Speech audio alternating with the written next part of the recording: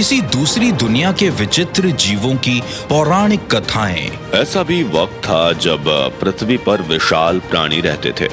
Sumerian अपने Anunnaki देवताओं के साथ रहते थे। वो देवता जो स्वर्ग से पृथ्वी पर उतरे थे मानव जाति की रक्षा के लिए। देखा जाए तो वो एलियंस थे, पृथ्वी पर रहते थे, यहाँ राज करते थे। मिट्टी की तख्तियां जो जाहिर करती हैं एलियंस के मंसूबे। संभावना है कि उन्होंने इंसानों को विकसित किया और उन्हें अपने गुलामों की तरह इस्तेमाल किया। क्या सुदूर अतीत में एलियन यात्रियों ने इंसान के लिए एक नया मार्ग प्रशस्त किया था? हमारे पूर्वजों की मदद की गई थी और वो मदद कहीं और से नहीं, वो आई थी ऊपर से। दुनिया भर में फैले लाखों लोग मानते हैं कि हमारे ग्रह पर एलियंस आते थे। क्या हो अगर ये सच हो? क्या सचमुच एंशिएंट एलियंस ने हमारे इतिहास को बेहतर दिशा दी थी? अगर हाँ, तो क्या इसके सबूत अनुनाकी संपर्क की गहन जांच से ढूंढे जा सकते हैं? वो कौन थे? वो क्यों आए थे? वो पीछे क्या छोड़ गए? वो कहां चले गए? क्या वो वापस आएंगे? Science documents mysteries, the Anunnaki connection. तो फ्रेंड्स, वीडियो स्टार्ट होने से पहले आप लाइक, शेयर और सब्सक्राइब करना ना भूलें। इराक 10 अप्रैल 2003। अमेरिका की सेना राजधानी बगदाद में प्रवेश कर चुकी थी और अभी ऑपरेशन इराकी फ्रीडम को शुरू हुए केवल 3 हफ्ते हुए थे। अमेरिकी सैनिक व्यवस्था बनाए रखने की जी तोड़ कोशिश कर रहे हैं, लेकिन सड़कों पर लुटेरे हैं, वो संग्रहालय लूट रहे हैं और हजारों प्राचीन शिल्प कृतियों को नष्ट कर रहे हैं।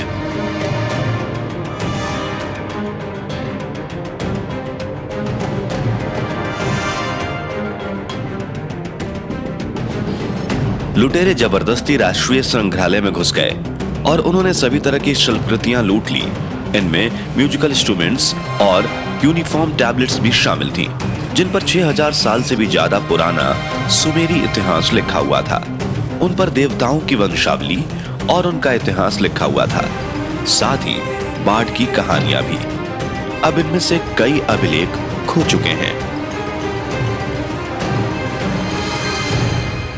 न सिर्फ सड़क पर मौजूद लोग खिड़कियों को तोड़कर आर्टिफैक्ट्स को चुरा रहे थे, बल्कि वहां ईयरपीस वाले लोग भी थे जो सावधानी से डबल लॉक डोर्स को तोड़कर इंस्ट्रूमेंट्स, ज्वेलरी और हर तरह के हजारों साल पुराने आर्टिफैक्ट्स को चुरा रहे थे। ये चीज इंसानी सभ्यता की शुरुआती बिंदु से जुड़ी हुई थी। लेकिन उग्रवादी आखिर प्राचीन इतिहास से जुड़ी इन बेशकीमती चीजों को क्यों नष्ट कर रहे थे? क्या ये सिर्फ जंग का अंजाम था या इस वर्जित ऐतिहासिक ज्ञान को नष्ट करने की सोची समझी साजिश? शायद इसका जवाब इस नष्ट हो चुके अनमोल खजाने की उत्पत्ति को करीब से जानकर मिल सकता है। आर्कियोलॉजिस्ट के मुताबिक नष्ट हो चुकी इराकी शिल्पकृतियों में से कई सुमेरी सभ्यता से ताल्लुक रखती थी, एक ऐसी प्राचीन सभ्यता जिसे ज्यादातर शोधकर्ता पूरे मेसोपोटामिया की सबसे पुरानी सभ्यता मानते हैं। ग्रीक भाषा में मेसोपोटामिया का मतलब है नदियों के बीच में। इसमें टिग्रिस और यूफ्रेट्स शामिल हैं, जो आज के इराक में है। मेसोपोटामिया में 4 प्रमुख साम्राज्य थे। सुमेर सबसे प्राचीन था और इसके बाद आया सारगोन प्रथम का अक्कड़ साम्राज्य। इसके बाद बेबीलोनिया और एसिरिया आते हैं। भले ही भाषा में बदलाव आए हों और लोग भी कुछ हद तक बदल गए हों, लेकिन जो संस्कृति सुमेरियंस ने स्थापित की थी वो मेसोपोटामिया के पूरे जीवन काल में अस्तित्व बचाए रखने में सफल रही। प्राचीन सुमेरिया जो दक्षिणी मेसोपोटामिया में रहते थे, जिन्हें सबसे प्राचीन सभ्यता ही नहीं सबसे पहली सभ्यता मानते हैं, इसके निशान करीब 3 से 4000 वर्ष ईसा पूर्व से जुड़े हैं और सबूत के तौर पर हमें मिट्टी और पत्थर की टैबलेट्स पर बने ये अभिलेख मिले हैं। सुमेरियंस ही वो लोग थे जिन्होंने क्यूनिफॉर्म राइटिंग सिस्टम का आविष्कार किया था। क्यूनिफॉर्म का मतलब है पत्ती जैसा। ये राइटिंग की ऐसी प्रणाली है जिसमें लेखक पौधे से बनी कलम से गीली क्ले टैबलेट्स पर निशान बनाता है, फिर इन्हें गर्म कर सख्त बनाते हैं ताकि इन पर लिखे लेख संरक्षित हो जाएं।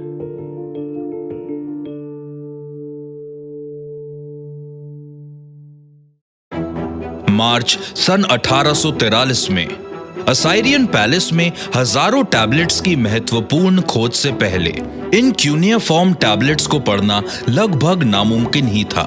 इतनी बड़ी तादाद में मिले क्यूनिफॉर्म अभिलेखों ने हजारों साल पुराने साम्राज्य के कुछ सबसे शुरुआती पुख्ता सबूत मुहैया करवाए और ये चौंकाने वाला था।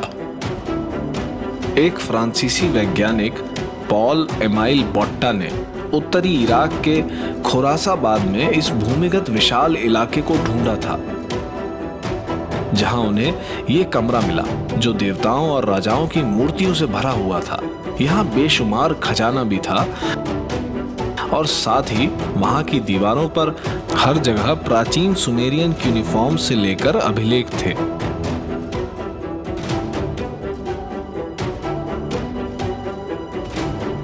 दस साल के भीतर ही पुरातत्वविदों ने सुमेरिया की मशहूर राजधानी उर की खोज की थी। ये बाइबल के एक किरदार इब्राहिम का घर था। इस जगह पर वैज्ञानिकों ने उर के विख्यात जिगुराट को भी ढूंढ निकाला था। ये सीढ़ी नुमा पिरामिड के आकार का ढांचा शहर का प्रशासनिक केंद्र था। यहाँ क्यूनिफॉर्म टैबलेट्स और सोने से सजे गुंबद भी मिले। यहाँ उन्हें सुमेरियंस की वो मशहूर राजधानी मिली जहाँ सोने से ढके गुंबद थे और क्यूनिफॉर्म टैबलेट्स मिली, जिन्हें तब तक पूरी कहानी समझा गया जब तक ये खुद अपने होने की गवाही देने के लिए हमारे सामने नहीं आया। जब हम बारीकी से प्राचीन सुमेरी सभ्यता की ओर देखते हैं तो हम उन्हें आधुनिक सभ्यताओं की 100 से भी ज्यादा सफलताओं का श्रेय देने पर मजबूर हो जाते हैं, जैसे कृषि, विज्ञान, चिकित्सा, गणित, राजशाही, कानून, कचहरी, न्यायाधीश, विद्यालय। ये सभी चीजें सुमेरियन काल में भी दिखाई देती हैं। 6000 साल पहले पाषाण युग खत्म होते ही कई प्रमुख शोधकर्ताओं के अनुसार उर को इसके आसपास होने वाले युद्धों में इलामाइट्स द्वारा ईसा से 2000 साल पहले ही लूट लिया गया था। लेकिन कुछ शोधकर्ताओं के मुताबिक क्यूनिफॉर्म अभिलेख एक प्राचीन नस्ल के वजूद को साबित करने से कहीं बढ़कर कुछ जाहिर करते हैं। इनमें ऐसे दिव्य प्राणियों का वर्णन है जो कहलाते हैं अनुनाकी, ईश्वर की उत्तराधिकारी संतान, जो सुमेर के लोगों के मुताबिक आसमान से पृथ्वी पर उतरे थे। मेसोपोटामिया की धार्मिक प्रणाली पॉलीथीज्म थी, जिसका मतलब है वो सैकड़ों अलग अलग देवी देवताओं की आराधना करते थे। आमतौर पर उन्हें इंसानों जैसा दिखाया जाता था, यानी हम जैसी शख्सियत वाला, और इन देवताओं को राजनीतिक तौर पर बांटा गया था। ठीक वैसे ही राजनीतिक प्रणाली मेसोपोटामिया के सिस्टम में भी दिखाई देती है। इसका मतलब ये है कि वहां जन्नत के देवता सचमुच रहते थे। यहाँ वो कम मान वाले देवता भी थे जो पृथ्वी और अंडरवर्ल्ड में रहते थे। सुमेरी अभिलेखों के मुताबिक ये स्वर्गीय देवता यानी अनुनाकी ही प्रमुख देवताओं में थे, सर्वोच्च देवता थे।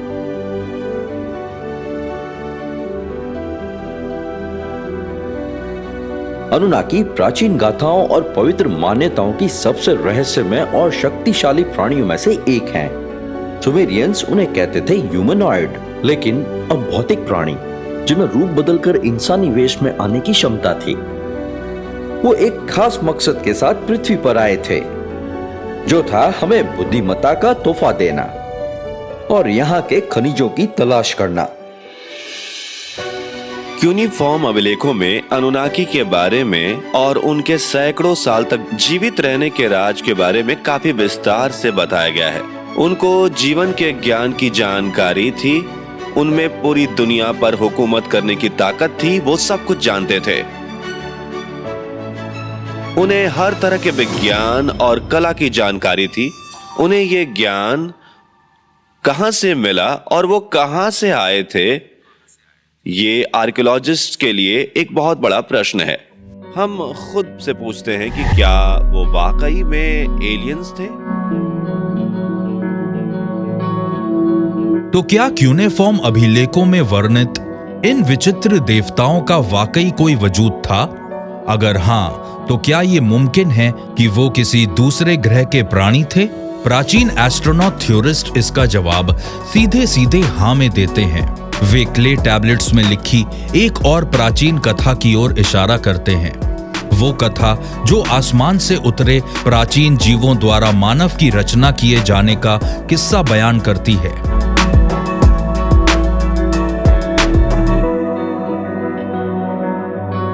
निनुवह, इराक, सन 1849। यहां पर प्राचीन क्यूनेफॉर्म अभिलेखों का बहुमूल्य खजाना खोजा गया, जिनमें पृथ्वी और इंसान की रचना तथा देवताओं का जीवन वृत्तांत था।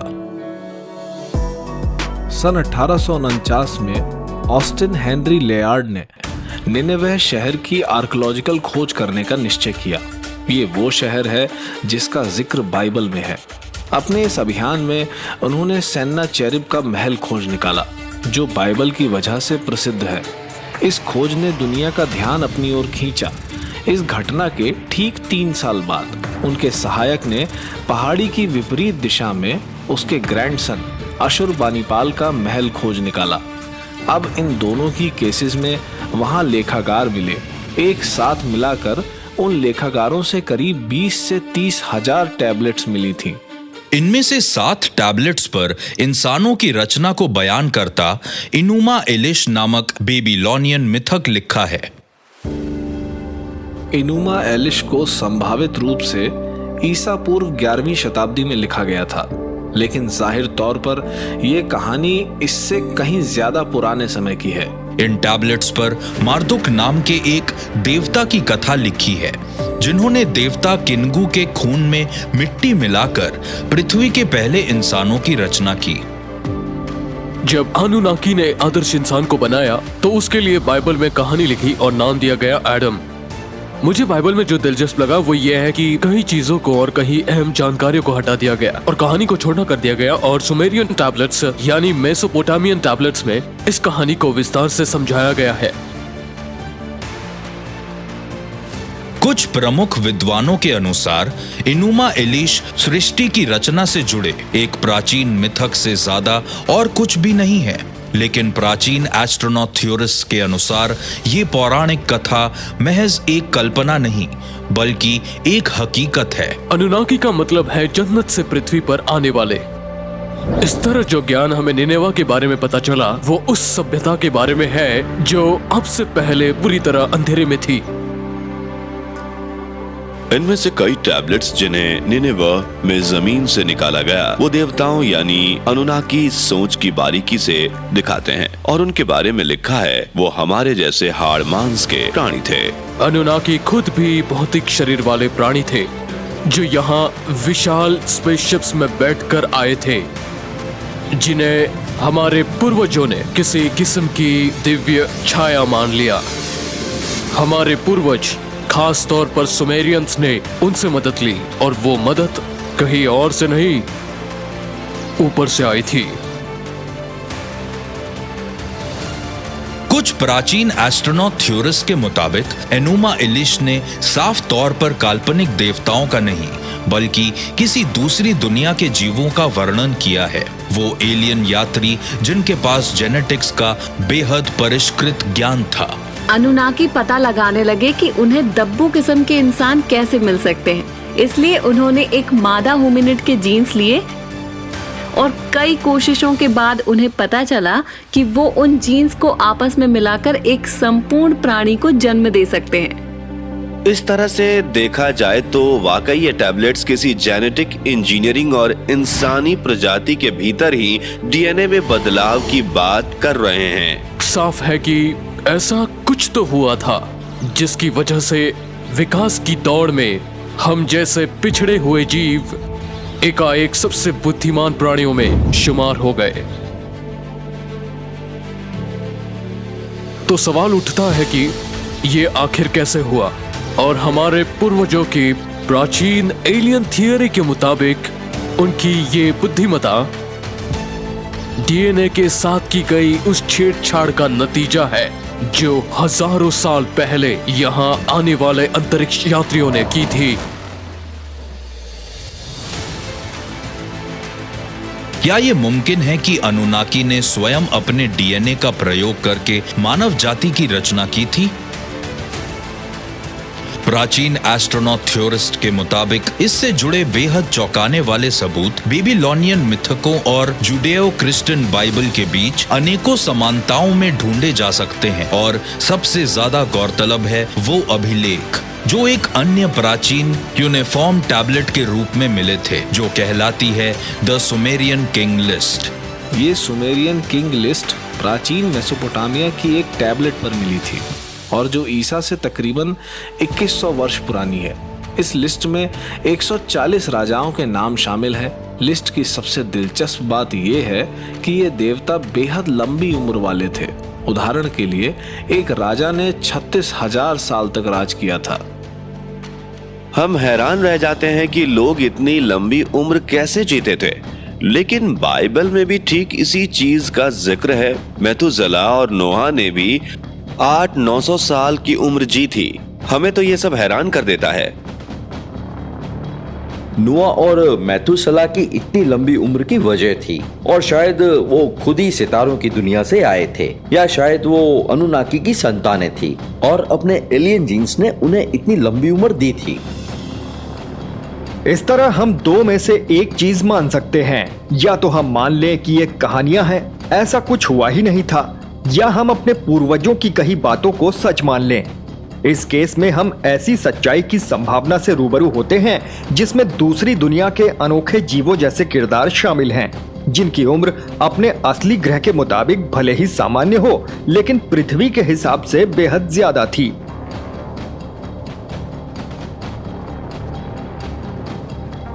क्या ये मुमकिन है कि सुमेरी राजा हजारों नहीं बल्कि सैकड़ों सालों तक राज करते रहे?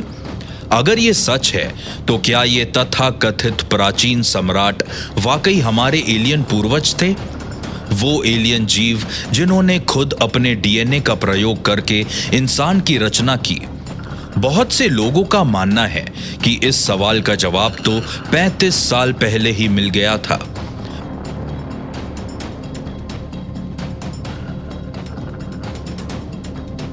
New York city 1976। लेखक और शोधकर्ता ज़ेकारिया सिटचिन ने अपनी किताब द 12th प्लैनेट प्रकाशित की, जिसमें अनुनाकी देवताओं से जुड़े उनके क्रांतिकारी विचार शामिल थे। 30 सालों तक सुमेरियन क्यूनिफॉर्म टैबलेट पर अध्ययन करने के बाद उन्होंने जोर देकर कहा कि ये तथाकथित सुमेरियन देवता असल में एलियन ही थे, जो पृथ्वी पर करीब 4.5 लाख साल पहले मेसोपोटामिया में उतरे थे। सिटचिन के अनुवादों के अनुसार अनुनाकी ने इंसानों को बनाया और साथ ही एक विनाशकारी पहाड़ के जरिए इंसानों को मिटाने की कोशिश भी की। लेकिन क्यों? आखिर अनुनाकी देवताओं के पृथ्वी पर आने का क्या मकसद था, और उन्होंने इंसान नाम के प्राणी की रचना आखिर क्यों की? ज़ेकारिया सिटचिन ने अनुनाकी को केंद्र में रखकर कई कामयाब पुस्तकें लिखे, जो उनके हिसाब से दूसरी दुनिया के जीव थे और निबिरू नाम के ग्रह से आए थे, जिसे विवादास्पद रूप से हमारे ही सौर मंडल का हिस्सा माना जाता है। उनकी थ्योरी के हिसाब से उन्होंने ही इंसानों को बनाया और फिर उन्हें गुलामों की तरह इस्तेमाल किया। सिटचिन अपनी अनुवाद की हुई टैबलेट्स के आधार पर समझ गए कि उन जीवों का मकसद निबिरू ग्रह के बिगड़ते हुए वातावरण से जुड़ा था और वो यहाँ सोने की खोज में आए थे।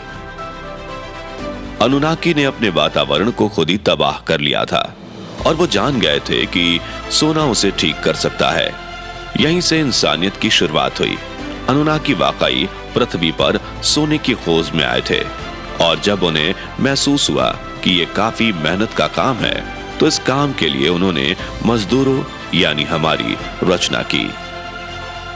ज़ेकारिया सिटचिन की ये अवधारणा कि अनुनाकी पृथ्वी के गर्भ से सोना निकालने के लिए आए थे और इसी काम को अंजाम देने के लिए उन्होंने इंसानों को बनाया, ये अपने आप में सनसनीखेज भी है और विवादास्पद भी। जाहिर है कि कई प्रमुख विद्वानों ने इसे नकार दिया, लेकिन प्राचीन एस्ट्रोनॉट थ्योरिस्ट मानते हैं कि सिटचिन ने टैबलेट का जो अर्थ निकाला है वो ना सिर्फ पूरी तरह सही है, बल्कि इससे ये पुख्ता सबूत भी मिलता है कि अनुनाकी ने ही इंसानों को बनाया था। क्या हो अगर ये पूरी अनुनाकी स्टोरी इसी नॉन ह्यूमन इंटेलिजेंस की सच्ची कहानी निकले, जिसमें उन्होंने पूरे ग्रह पर जीन्स में फेरबदल किए हैं। ये सिर्फ गोल्ड के लिए नहीं था, ये प्लैनेटरी बेस के लिए था।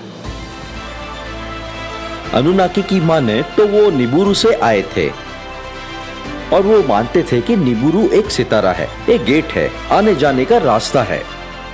इससे ये संभावना भी बढ़ जाती है कि अनुनाकी स्टारगेट्स और वार्म होल्स के जरिए सफर करते थे।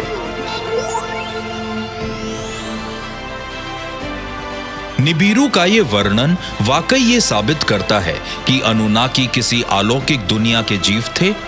अगर हाँ, तो क्या ना सिर्फ मेसोपोटामिया बल्कि दुनिया भर में आसमान से आने वाले इसी तरह के दूसरे प्राणियों से जुड़ी घटनाएं इस बात का सबूत हैं कि सुदूर अतीत में हमारे ग्रह पर सितारों की दुनिया से किसी बेहद विकसित प्रजाति का आगमन हुआ था?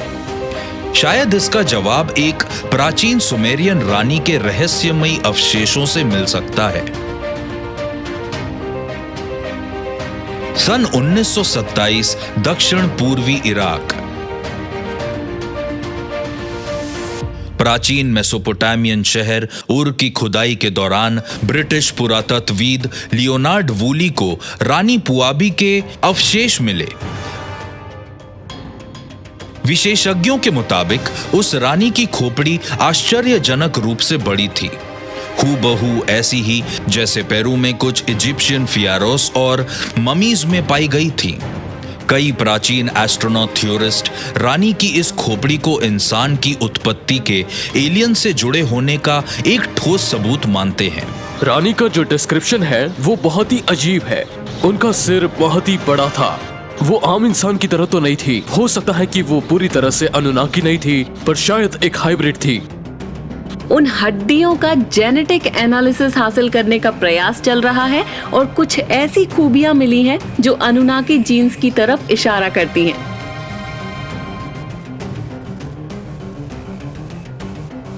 अनुनाकी असल में ऐसे दिखते थे, वो सिर्फ लंबे होते थे कोन शेप में। तो ये बात अपने आप जहन में आती है कि वो भी ओरिजिनल अनुनाकी रही होंगी या फिर एक एलियन ह्यूमन हाइब्रिड रही होंगी। महारानी पुआबी के बारे में एक और खास बात यह है कि वो वंश की पहली रानी थी या कहिए प्रेस्टेस थी। तो वंश की पहली महारानी होने का मतलब वो अनुनाकी की हुकूमत से करीब रही होंगी और इसी वजह से वो एक खास ओहदे पर थी। शायद वो ही एक सबूत हो सकती हैं जो ये साबित करे कि प्राचीन अनुनाकी वाकई असल में मौजूद थे कि नहीं, और खास तौर पर ये कि अनुनाकी इंटरब्रीडिंग हुई थी। और अगर मेसोपोटामिया और दुनिया की दूसरी जगहों से मिली खोपड़ियां पृथ्वी पर अनुनाकी हुकूमत के सबूत हैं, तो क्या उनके आसमान से नीचे उतरने की कहानियां भी सच हैं? तो क्या ये बात उन तमाम सभ्यताओं की कहानियों पर भी लागू होती है जिनमें ऐसी ही जीवों के आसमान से उतरने की बात कही गई है? फरिश्ते, मध्य अमेरिका के उड़ने वाले सांप, एनासजी के सितारों के जीव, दूसरी दुनिया के जीवों के पृथ्वी पर आने की बात प्राचीन पुराणों और धार्मिक ग्रंथों में अक्सर देखने को मिलती है। तो क्या ये सभी कहानियां सत्य पर आधारित हैं? अगर हम पीछे मुड़कर प्राचीन इतिहास की कहानियों पर नजर डालेंगे तो पाएंगे कि वो आपस में एक समान लगती हैं। उनमें ऐसी तमाम शक्तिशाली जादुई महान हस्तियों का जिक्र है जो ऊपर आसमान से आई थी। जब आप इन पुराणों को पढ़ते हैं या आसमान से आई जीवों की कहानियों को पढ़ते हैं या आप अनुनाकी के बारे में पढ़ते हैं, तो आपको इन सारी कहानियों में एक समानता मिलती है, जिससे आप सोचने पर मजबूर होते हैं कि कोई तो वजह होगी कि सबने एक जैसा ही लिखा है। एक तरह की माइथोलॉजी बनी, एक आइडिया मिला कि जिंदगी सितारों से आई है। पूरी दुनिया में आपको ये कहानी देखने को मिलती है कि दूसरी दुनिया का एक जीव या कहिए कि एलियंस पृथ्वी पर आते हैं और इंसानों पर अपनी छाप छोड़ते हैं। इससे एक सवाल पैदा होता है, कहीं ऐसा तो नहीं कि आसमान से अलग अलग तरह के जीव आए, उन्होंने अपना अपना प्रभाव डाला, या ये हो सकता है असल में सिर्फ एक ही तरह के एलियंस आए, वो थे अनुनाकी, जिन्होंने सभी सभ्यताओं पर असर डाला और इन्हीं की कहानियों को आगे बढ़ाते हैं। क्या दुनिया भर में मशहूर देवताओं से जुड़ी ये कहानियां वाकई इस बात का सबूत पेश करती हैं कि हमारे पूर्वज एलियंस के संपर्क में थे?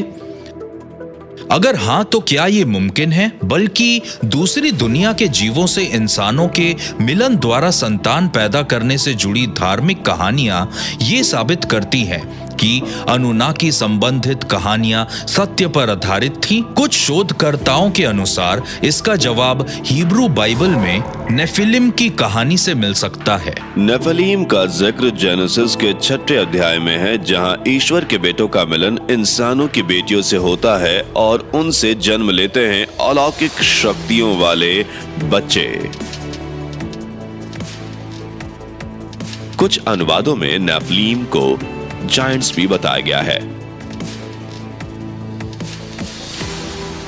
देखिए, अनुनाकी और नेफिलीम की कहानियां दोनों ही अलग अलग कल्चर से ताल्लुक रखती हैं, पर उनमें समानता है। अनुनाकी ईश्वर भक्त था, जिन्होंने शुरुआती इंसानों को बतौर गुलाम बनाया था। वहीं नेफिलीम उनके बच्चे थे जो आसमान से पृथ्वी पर आए और उन्होंने इंसानों के साथ रिश्ता कायम किया।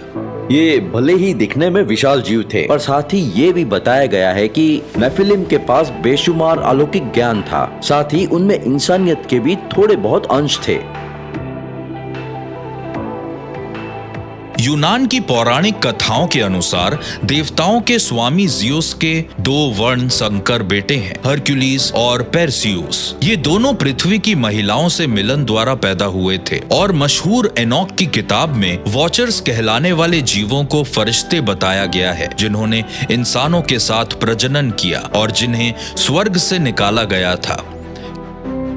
क्या इन कहानियों की शुरुआत कहीं ना कहीं अनुनाकी से जुड़ी प्राचीन कथाओं से हुई थी? अनुनाकी की कहानी हमें ऐसी लगती है मानो कोई साइंस फिक्शन हो, पर जब ये बात सामने आती है कि दुनिया भर में फैली संस्कृतियों, भले वो हिंदूज हों, ग्रीक्स हों, रोमन्स हो, इजिप्टियंस या माया, पूरी दुनिया में कहीं भी सभी में उन जीवों के बारे में कहा गया है जो जन्नत से पृथ्वी पर आए थे। उनके बच्चे भी हुए जो आधे दैवी गुण वाले और आधे इंसान ही थे।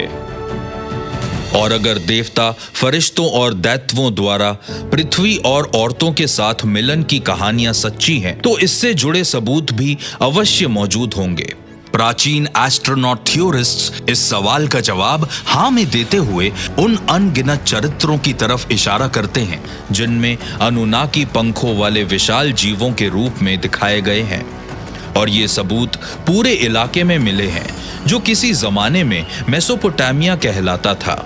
यही अनुनाकी हमें अलग अलग नक्काशियों में या सिलेंडर सीट्स पर बने दिख जाते हैं, जिनमें उनके पंख दिखाए गए हैं और कभी कभी वो पक्षियों की तरह चोंच वाले दर्शाए गए हैं, पर साथ ही वो इंसानों जैसे भी दिखे।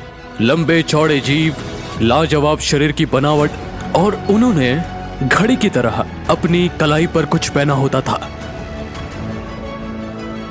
क्या ये वाकई हूबहू आकृति थी जैसी लोगों ने देखी थी? यहाँ सुमेरियन कल्चर में जो सबूत हमें देखने को मिलते हैं, उनमें दीवार की तस्वीरें, उनकी कलाकारी, रहस्यमय यूनिफॉर्म लिपि, और इन्होंने ये जरूरी ज्ञान को सजोने के लिए अच्छा खासा वक्त दिया है। हमें इसे सिर्फ एक पौराणिक कहानी मानकर नजरअंदाज नहीं करना चाहिए। हो सकता है ये सच की पहली सीढ़ी हो। सुमेरियन ने जो बातें कही हैं, उनसे हमें ये तो पता चलता है कि अनुनाकी एक खास तरह के जीव थे। उनकी उम्र किसी भी इंसान से कहीं ज्यादा थी। और उसके बाद अब वो वहां से अचानक गायब हो गए, या फिर इस धरती पर ही बने रहे? ये सवाल हमेशा बना रहा। क्या ऐसी तमाम छवियां और उन देवताओं का वर्णन जो आसमान से धरती पर राज करने आए थे, एक बेहद पुख्ता सबूत है जो ये साबित करता है कि अनुनाकी वास्तविक जीव थे जो किसी दूसरी दुनिया से पृथ्वी पर आए थे। अगर ऐसा है तो उस काल से जुड़े इतने तमाम सबूतों के मिलने की क्या वजह है? आखिर क्यों उन्हें एक तरह से भुला दिया गया? प्राचीन एस्ट्रोनॉट थ्योरिस्ट मानते हैं इसका जवाब हमें भीषण बाढ़ की पौराणिक कथाओं में मिल सकता है।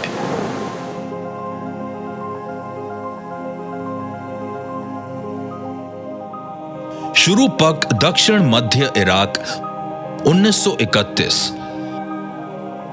इस प्राचीन सुमेरियन शहर की खुदाई के दौरान पुरातत्वविदों को कुछ ऐसा मिला जिसे उन्होंने एक तलछटी का सबूत माना, उस बाढ़ का जो ईसा पूर्व करीब 2900 में आई थी। सुमेरियन राजाओं की सूची के अनुसार राजा ज़ियुसुद्रा वो आखिरी शासक थे जिनके शासन काल में पृथ्वी पर वो भीषण बाढ़ आई थी। शुरूपक शहर में खुदाई का काम 1931 में शुरू हुआ और इस खुदाई के बाद राजा ज़ियुसुद्र की कहानियों के तार एक के बाद एक जुड़ते चले गए और शुरूपक शहर में ही हमें तलछट के भंडार मिले, जिससे ये साफ जाहिर होता है कि यहाँ करीब ईसा पूर्व 2900 में बाढ़ आई थी। ये एक तार है जो दर्शाता है कि बाइबल में जिक्र की गई बाढ़ असल में आई थी और इस तरह हम इस बात को साबित भी कर सकते हैं। कई प्राचीन सभ्यताओं में बाढ़ की कहानी का जिक्र है जो चौंकाने वाली बात है। और जहां तक मेसोपोटामियंस बाढ़ की कहानी उतने आश्चर्य की बात नहीं, क्योंकि मेसोपोटामियन इतिहास में ऐसी कई कहानियां हैं जिसमें टिग्रीस और एफ्रेटिस नदी को रोकने की बात की गई है ताकि खेतों में उनका इस्तेमाल हो सके। उन्होंने बाकायदा नहरें बनवाई, वरना वहां बाढ़ से शहर तबाह होना आम बात थी। हो सकता है नूह आर्क की कहानी शायद असली यहूदी कहानी ना हो। सुमेरियन लेखों में हमें और पुरानी ज़ियुसुद्रा की कहानी का जिक्र मिलता है जो खुद भीषण बाढ़ से बचे थे और उन्होंने भी एक आर्क बनाया था जिससे उन्होंने अपने कुछ परिवार वालों को बचाया था। ये मात्र एक संयोग था या फिर वाकई बाइबल की ये कहानी असल में सुमेरियन पर ही आधारित थी? इस समानता के बाद कई इस नतीजे पर पहुंचे कि हो सकता है बाइबल की कहानी कहीं ना कहीं इस मेसोपोटामिया के हादसे पर आधारित थी। मुझे ऐसा लगता है बाइबल लिखने वाले ने इस वाकये को धर्म की दृष्टि से देखा होगा। बाइबल में बाढ़ का मुख्य कारण इंसानों की पापों को बताया गया है, तो हम ये कह सकते हैं कि बाइबल लिखने वाले ने इस बाढ़ के हादसे को अपनी ही एक धार्मिक वजह दी और बताया कि ये बाढ़ आखिर क्यों आई थी।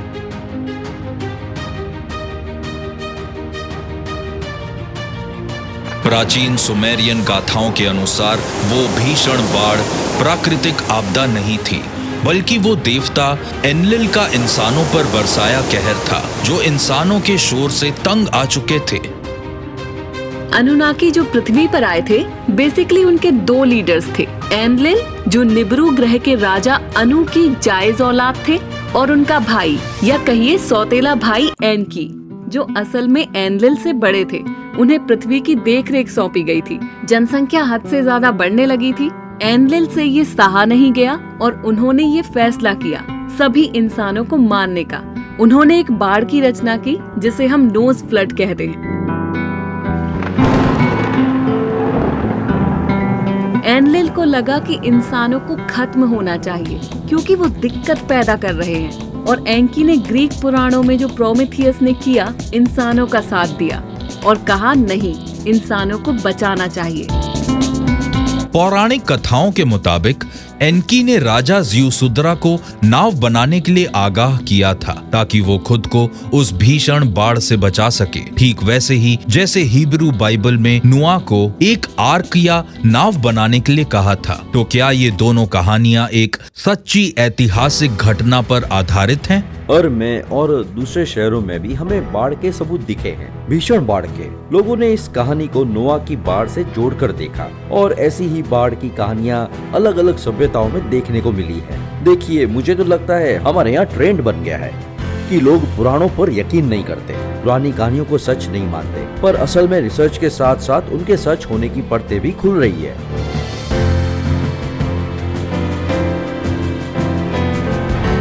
इन दो कहानियों में समानता को हम मात्र संयोग कहेंगे या फिर नोआ की कहानी सीधे तौर पर नाराज अनुनाकी देवता पर आधारित है, ऐसे देवता जो उन मिश्रित जीवों को खत्म करने पर उतारू थे जिनसे पृथ्वी भरी पड़ी थी। एंकी, जो खुद अनुनाकी देवता थे, उन्होंने सुमेरियन राजा जिउसूड्रा से कहा कि वहां एक भयंकर बाढ़ आने वाली है। ये वही बाढ़ थी जिसका जिक्र बाइबल में है और उसे हालात से निपटने के लिए कुछ बनाना होगा जिसे आज हम नाव कहते हैं, ताकि उसकी जान बच सके। हालांकि हो सकता है कि वो चीज उसने बाढ़ से बचने के लिए बनाई हो और वो दरअसल एक स्पेस शिप हो और वो बाढ़ से बचने के लिए स्पेस में चले गए, पृथ्वी का चक्कर लगाने लगे। एक चीज जो दुनिया भर की सभी प्राचीन सभ्यताओं में समान देखी गई, वो ये है कि उन सभी के पौराणिक ग्रंथों में एक भीषण बाढ़ का जिक्र है। पानी का कहर जो पूरे ग्रह पर टूट पड़ा और एक साथ इंसानों का नामो निशान मिटा दिया। ज्यादातर सभ्यताओं में ये काम ईश्वरों का बताया गया है या उन देवताओं का जो इंसानों से नाराज थे। और आज की तारीख में उस घटना को लोग यूएफओ से जोड़कर देखते हैं।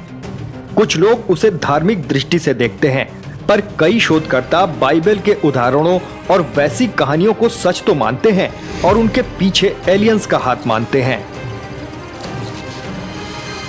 बाइबल में और खास तौर पर प्राचीन सुमेरियन लेखों में भी ये साफ कहा गया है कि जो बाढ़ आई थी वो ईश्वर के कहने पर आई थी।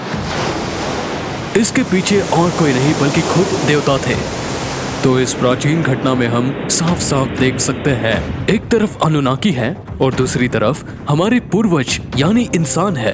पर अनुनाकी ये सुनिश्चित करना चाहते थे कि इंसान बतौर प्रजाति जिंदा बचा रहे, क्योंकि कुछ अनुनाकी ऐसे थे जो पृथ्वी पर से सब कुछ मिटाना चाहते थे। क्या ये मुमकिन है कि उस भीषण बाढ़ के हादसे के पीछे किसी और का नहीं बल्कि खुद अनुनाकी का हाथ था? और क्या उस बाढ़ ने अनुनाकी द्वारा पृथ्वी पर बताए तमाम सबूत मिटा दिए? शायद इसका जवाब हमें पृथ्वी पर नहीं बल्कि दूसरे ग्रह पर मिल सकता है, यहां से करीब 5.5 करोड़ किलोमीटर दूर।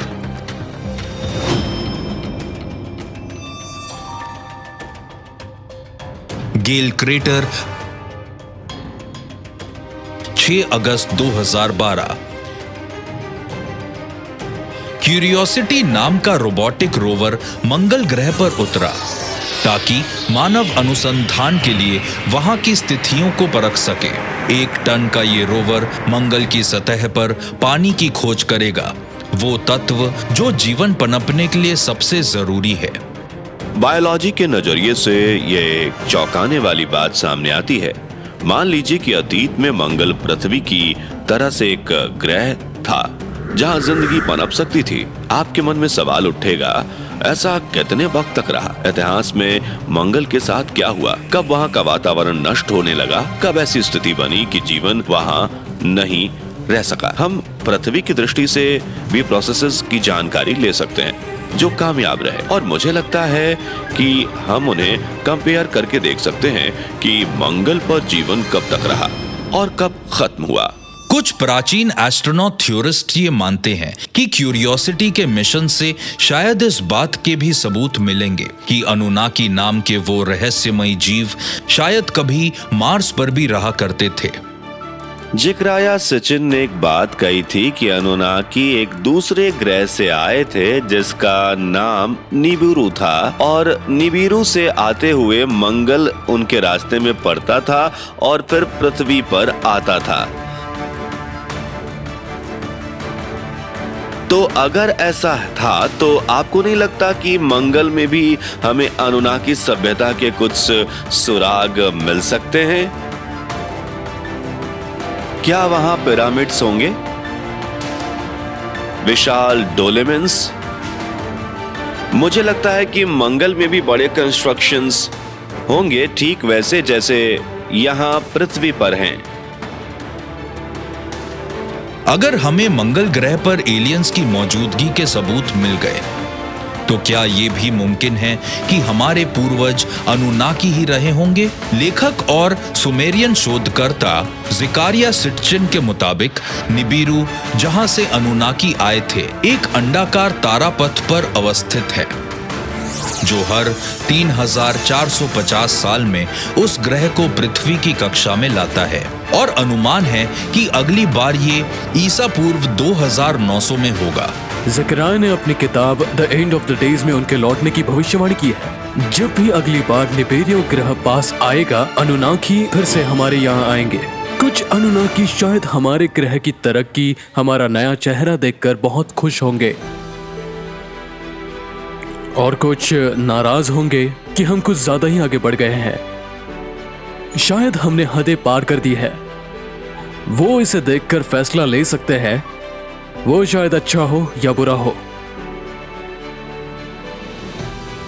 प्राचीन इजिप्शियंस ने दुआत की बात कही है, यानी एक दुनिया से दूसरी दुनिया में जाना, और ऐसा ही सुमेरियन ने निबिरू का जिक्र किया है। और ये एक ऐसा आयाम है जो स्पेस में तो है ही, साथ ही कहीं और भी है। तो बेसिकली एक ब्रिज है, एक ऐसा रास्ता जहां से इंसान यहां पृथ्वी की जिंदगी से सीधा ईश्वर के आयाम में जा सकता है। सिटचिन द्वारा की गई सुमेरियन अभिलेखों की व्याख्या के अनुसार पृथ्वी के प्रलयकारी रूप से बनने तथा मंगल और बृहस्पति के बीच उल्कापिंड मार्ग बनने में भी निबिरू की अहम भूमिका रही है।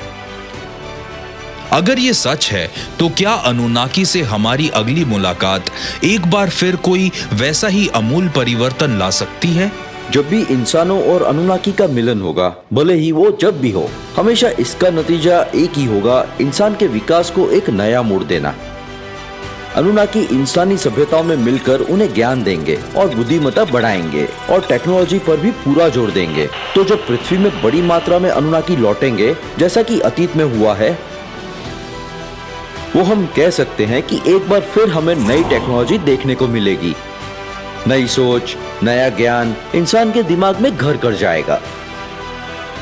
जब हम अनुनाकी की कहानी पर नजर डालते हैं और जिस तरह से उनका सुमेरियन सभ्यता में हाथ था, उससे हमें ये समझना चाहिए कि ये ज्ञान की विरासत है जो इंसानी इतिहास पर रोशनी डालकर ये दर्शाती है कि आखिर हम आए कहां से हैं। अतीत में एलियंस का हमारे इस ग्रह पर आने की कहानियों में एक बात समान पाई गई, और वो ये है कि उन्होंने वादा किया है कि वो वापस आएंगे। भविष्य में उन एलियंस के आगमन के लिए हम खुद को कैसे तैयार करें? जवाब आसान है। हम ये माने कि इस ब्रह्मांड में अकेले नहीं है, पहली बात। और दूसरी बात, वो यहाँ अतीत में आए थे और वो भविष्य में भी आएंगे, इसलिए टेंशन मत लो, ये होना ही है। प्राचीन एस्ट्रोनॉट थ्योरिस्ट के अनुसार सुदूर अतीत में मानव जाति को एकाएक रचा गया था, या शायद एलियन जीवों द्वारा अति विकसित आनुवांशिक प्रौद्योगिकी द्वारा तैयार किया गया था। क्या यही सच्चाई डार्विन के विकासवाद के सिद्धांत की वो गुमशुदा कड़ी है? तो क्या पृथ्वी पर एलियंस की मौजूदगी की धारणा विज्ञान और धर्म के बीच चलती आ रही विवाद को आखिरकार समाप्त कर सकती है? शायद यही वो शक्तिशाली धारणा है जिसके डर से इराक के म्यूजियम को लूटा और तबाह कर दिया गया, क्योंकि सच का सामना करना आसान नहीं होता।